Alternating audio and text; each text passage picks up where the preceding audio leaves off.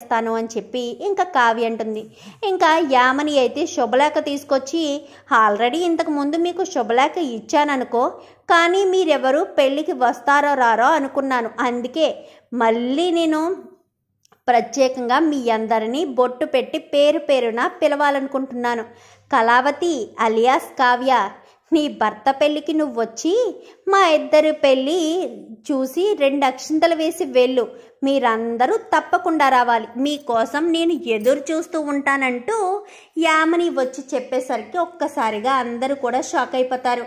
అప్పటి వరకు వీళ్ళ ముగ్గురికే తెలిసిన విషయం ఈసారి అందరికీ తెలియడంతో షాక్ అయిపోయి అలా చూస్తూ ఉంటారు. ఇప్పుడు ఏం చేద్దాం కావ్య అని చెప్పాను, కానీ ఏం చెయ్యొద్దు, ఏం చేసినా భగవంతుడు చూసుకుంటాడు. మా ఇద్దరిది పెళ్ళి ఎలా జరిగిందో మీకు తెలుసు. మేమిద్దరం అనుకున్న పెళ్ళి కాదు, కానీ మా ఇద్దరికి ముడి పడింది కదా. మా ఇద్దరి ముడి ఆ బ్రహ్మ వేసిన ముడి అయితే ఖచ్చితంగా యామిని మెళ్ళో అయిన తాళి కట్టరు. ఖచ్చితంగా ఆయనకి గతం గుర్తు రావడమో ఏదో ఒకటి జరుగుతుంది. నాకు ఆ నమ్మకం ఉంది అత్తయ్య. ఆయన తప్పు చేయలేదు అని ఇంతకు ముందు ఎంత నమ్మకంగా చెప్పానో ఇప్పుడు అదే నమ్మకంగా చెప్తున్నాను. ఆయన నా కోసం తిరిగి వస్తారు, వచ్చి తీరతారు అంటూ కావ్య మాట్లాడేసరికి, నువ్వు ఏ నమ్మకంతో అంటున్నావో నాకేం అర్థం కావట్లేదు అనగానే, వెళ్దాం, మనం అందరం పెళ్ళికి వెళ్దాం, అప్పుడే ఆయన ఏ నిర్ణయం తీసుకుంటారో చూద్దామని చెప్పి కావ్య అయితే అంటుంది. ఇంకా పెళ్లి రోజు రానే వస్తుంది. పెళ్లి రోజు రావడంతో పెళ్ళికి వీళ్ళంతా మొత్తం ఇంట్లో వాళ్ళంతా కూడా కట్టుకుని మరీ వెళ్తారు సంతోషంగానే. వెళ్ళేసరికి ఇంకా అక్కడికి వెళ్ళినా సంతోషంగా యామినితో మాట్లాడినా రాజ్ విషయంలో మాత్రం డల్గానే మాట్లాడుతూ ఉంటారు. మాట్లాడుతూ ఉండేసరికి యామిని అలా చూస్తూ ఉంటుంది. రాజ్ కూడా కావ్య వంక, కళావతి గారు లాంటి ఆ అమ్మాయిని నేను మిస్ అవుతున్నానంటూ ఎంతగానో బాధపడుతూ ఉంటాడు. ఇంకా రాజ్ అయితే ఏదో ఒకటి నిర్ణయం తీసుకోవాలి. ఇష్టం లేని పెళ్లి చేసుకుని జీవితాంతం నేను బాధపడే కంటే ఏదో ఒక నిర్ణయం తీసుకోవాలి అని చెప్పి రాజ్ కాస్త ఫిక్స్ అయిపోతాడు. ఇంకా అలా ఫిక్స్ అయిన రాజు ఇంకా అప్పు ఇటు కళ్యాణ్ ఇద్దరు కూడా ఒక పక్క నుంచుని మాట్లాడుకుంటారు. ఏంటి ఇప్పుడు ఏమీ చెప్పకపోతే బావకు నిజం చెప్పేద్దాం కూచి, బావ ఎవరన్న విషయం చెప్పేద్దాం, ఆ యామిని తిక్క కుదిరేటట్టు చెప్పేద్దాం అనగానే, వద్దు అని వదిన చెప్పింది కదా, ఎట్టి పరిస్థితుల్లోనూ నిజం చెప్పొద్దు అని వదిన చెప్పింది కదా, మనం చెప్పకూడదు. అన్నయ్య మీద వదినకి నమ్మకం ఉంది కాబట్టి ఖచ్చితంగా వదిన మాట విని తీరాలి అని చెప్పి ఇంకా కళ్యాణ్ వీళ్ళు అంతా అనుకుంటారు. అసలు ఏమి నిజం గురించి ఇంకా ఇటు ఇందిరాదేవి ఇటు అపర్ణ వీళ్ళు కూడా ఏదో చెప్పేయాలి అన్నట్టుగానే మాట్లాడుకుంటారు. అసలు విషయం ఏంటో రాజుకి తెలియదు. తెలియకపోయేసరికి ఇంకా ఎవరిని అడగాలి, ఎవరిని అడిగితే నిజం తెలుస్తుందని ప్రకాశాన్ని పక్కకు తీసుకువెళ్ళి అడుగుతాడు. నా బాబాయ్, నేను అసలు ఎవరు, కళావతి గారికి నాకు ఏంటి సంబంధం అని చెప్పాను, కానీ అదేంటి రాజ్ అలా మాట్లాడతావు, కావ్యకు నీకు ఏంటి సంబంధమో నీకు తెలీదా ఏంటి, కావ్య నీ భార్య అన్న విషయం నువ్వు మర్చిపోయావా ఏంటి అంటూ మాట్లాడేసరికి ఒక్కసారిగా షాక్ అయిపోతాడు. ఏంటి మాట్లాడుతున్నావు బాబాయ్ అని చెప్పాను, కానీ ఏంట్రా నాలా నీకు మతిమరుపు వచ్చేసిందా, కావ్య నీ భార్య కదా, ఏటో వీడు మతిమరుపు ఏంటో అర్థం కావట్లేదు అనుకుంటూ నిజం చెప్పేసి అక్కడి నుంచి కాస్త వెళ్ళిపోతాడు. రాజు గతం మర్చిపోయాడన్న విషయం ప్రకాశం మర్చిపోతాడు. మర్చిపోవడం వల్ల ఇంకా అలా చెప్పేస్తాడు.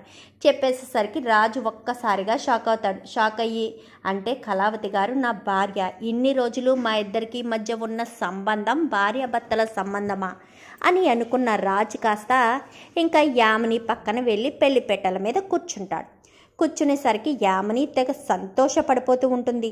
కావ్య యామిని ఎదురుగా నిలబడేసరికి రాజు కావ్య వంక చూస్తూ తాళి కట్టలేడేమోనన్న భయంతో, కళావతి గారు రండి పైకి అని చెప్పనేసరికి, వెళ్ళు కావ్య, ఎందుకు పిలుస్తుందో వెళ్ళు అని చెప్పనేసరికి వెళ్ళి ఇలా నా వెనకాల నుంచోండి అని చెప్పనగానే, అంటే రాజు మెళ్ళో తాళి కట్టేటప్పుడు జడ ఎత్తి పట్టుకోవడానికి పనికొస్తుందని యామిని కాస్త కావ్యను పైకి తీసుకొస్తుంది. తీసుకొచ్చేసరికి వెనకాల నుంచి ఉంటుంది. కరెక్ట్ సమయానికి భలే చేసావు యామిని అని చెప్పి రాజ్ మనసులో అనుకుంటాడు. ఇంకా పంతులు గారు పూజ చేయండి అనగానే పూజ మొత్తం చేస్తూ ఉంటారు. బెల్లం జీలకర్ర పెట్టండి అని చెప్పనేసరికి రాజు ఏం చేస్తాడంటే, బెల్లం జీలకర్ర పెట్టమని తమలపాకు మీద కదా పెట్టేస్తారు, బెల్లం జీలకర్ర పెడితే సగం పెళ్ళి అయిపోయినట్టు అన్న విషయం రాజుకి తెలుసు. సో ఏం చేస్తాడంటే ఇంకా తమలపాకు మీద ఉన్న బెల్లం జీలకర్రని కాస్త వెనక్కి పాడేస్తాడు.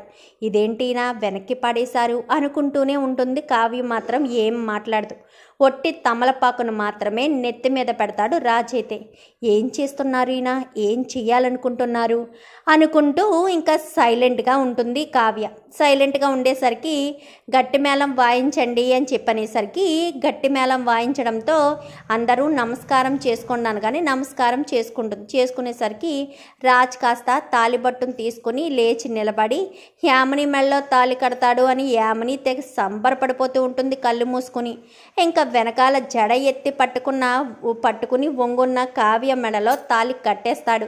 ఒక్కసారిగా యామిని ఇదేంటి ఇంకా బావ తాళి కట్టడం లేదు అనుకుంటూ కళ్ళు తెరిచేసరికి తన మెడలో కాకుండా వెనకాలన్న కావ్య మెడలో తాళి కట్టడంతో ఒక్కసారిగా షాక్ అయిపోతుంది. ఏం చేస్తున్నావు బావా అని చెప్పనేసరికి ఎవరే నీకు బావా అంటూ చెంప చెల్లు అనిపించేసరికి అదేంటి అలా మాట్లాడుతున్నావు అనగానే నీకు నాకు ఏంటి సంబంధం, కళావతి గారు నా భార్య అంతే కదా అని చెప్పనేసరికి ఒక్కసారిగా షాక్ అయిపోతుంది యామిని. అంటే నీకు గతం గుర్తొచ్చేసిందా అని చెప్పనేసరికి అంటే నా గతంలో నిజంగానే కావ్య నా భార్య అన్నమాట. ఏదో మతిమరుపు బాబాయ్ ఏదో చెప్తే అది నిజమో కాదో అనుకుంటూనే ఇంకా ఎలాగా కావ్య గారంటే నాకు ఇష్టం కాబట్టి ఆవిడ్ని పెళ్లి చేసుకోవాలని అనుకుని తాళి కట్టేశాను. అంటే ప్రకాశం బాబాయ్ చెప్పిందంతా నిజమే అనుకుంటా. కళావతి నా భార్య అన్న విషయం అనగాని ఏంటండి మీరు చెప్పారనగాని ఏమో నాకేం తెలుసు, నాకేం గుర్తులేదు అని చెప్పి ప్రకాశం అంటాడు. మొత్తానికైతే గుర్తు లేకపోయినా మతిమరుపుతో మంచి పని చేసావు ప్రకాశం అని చెప్పి ఇంకా అపర్ణ ఇందిరాదేవి అనేసరికి మోసం దగా అని చెప్పాను కానీ ఎవరిది మోసం, ఇన్ని రోజులు మేము మాట్లాడలేదు. ఎందుకు మాట్లాడలేదు, మా రాజుకి ఏదైనా జరుగుతుందేమోనని. అంటే నా కోడలికి అన్యాయం చేసి నా కోడలి మంగళసూత్రాన్ని నువ్వు నీ మెడలో కట్టించుకుందాం అనుకుంటున్నావా? ఇంత మోసం చేస్తావని కలలో కూడా అనుకోలేదు. మోసం చచ్చిపోతానని కానీ చచ్చిపోతే చచ్చిపో ఏదైతే ఇవ్వు అంతే తప్ప నా భార్యను నేను వదులుకోలేను. నా భార్యను కాదని నిన్నెలా పెళ్లి చేసుకుంటాననుకున్నావు? మా ఇద్దరిది భార్య భర్తల బంధం, మా బంధం నుంచి నువ్వు విడదీయలేవు అని చెప్పి రెండి కళావతి గారు అని చెప్పి చేయి పట్టుకుని మరీ రాజు ముందు నడుస్తాడు. వెనకాల ఫ్యామిలీ అంతా కూడా నడుస్తుంది. నేను చెప్తూనే ఉన్నాను యామిని ఆ ఫ్యామిలీని పిలవద్దు అని, అయినా నా మాట వినిపించుకున్నావా? మా ఫ్యామిలీని దగ్గరుండి పిలిచావు. పోనీ కావి కింద కూర్చుంది, పోనీ అలా అయినా ఉంచావా? కింద ఉంటే ఇక్కడి నుంచి రాజు అక్కడి వరకు వెళ్ళి తాళి కట్టలేడు కదా, తీసుకొచ్చి నీ వెనకాల నిలబెట్టుకున్నావు జడ ఎత్తి పట్టుకోవడానికి మేమెవరూ లేనట్టుగా. నీ గోతిని నువ్వే తవ్వుకున్నావు, రాజుని చేతులారా నువ్వే వదులుకున్నావు అని చెప్పనేసరికి ఒక్కసారిగా షాక్ అవుతుంది యామిని. నేను చెప్తూనే ఉన్నాను యామిని, నా మాట విన్నావు కాదు. కావ్యది రాజుది భార్య భర్తల బంధం, వాళ్ళిద్దరినీ విడదీయద్దమ్మా అని 1కి 2 సార్లు చెప్తూనే ఉన్నా. అయినా నా మాట వినిపించుకోకుండా నీ ఇష్టం వచ్చినట్టుగా నువ్వు చేశావు. ఇప్పుడు చూడు చివరికి నువ్వే అపాస్పాలయ్యావు, అందరి ముందు తలదించుకున్నావు. రాజు మాత్రం కావ్యని పెళ్లి చేసుకుని హ్యాపీగా ఉన్నాడు. అది నువ్వు అర్థం చేసుకోలేకపోతున్నావు. వాళ్ళిద్దరిది భార్యాభర్తల బంధం అని ఎన్నోసార్లు చెప్పాను, అయినా నా మాట వినిపించుకున్నావు కాదు నువ్వు అంటూ యామిని తండ్రి అయితే అంటాడు. అనేసరికి ఇంకా యామినికి ఏం చేయాలో తెలియక అలా నిలబడిపోతుంది. చూద్దాం మరి రాబోయే ఎపిసోడ్స్లో ఇలాగే జరిగి యామినికి తిక్క తీరాలని, కావ్య మెడలోనే రాజు తాళి కట్టాలని మీరు కూడా కోరుకుంటే వీడియో నచ్చితే లైక్ చేయండి, ఛానల్ని సబ్స్క్రైబ్ చేసుకోండి, పక్కనే ఉన్న బెల్ సింబల్లో ఆల్ పై క్లిక్ చేయండి. ఎలా చేయడం వల్ల అందరికంటే ముందుగా చూడవచ్చు.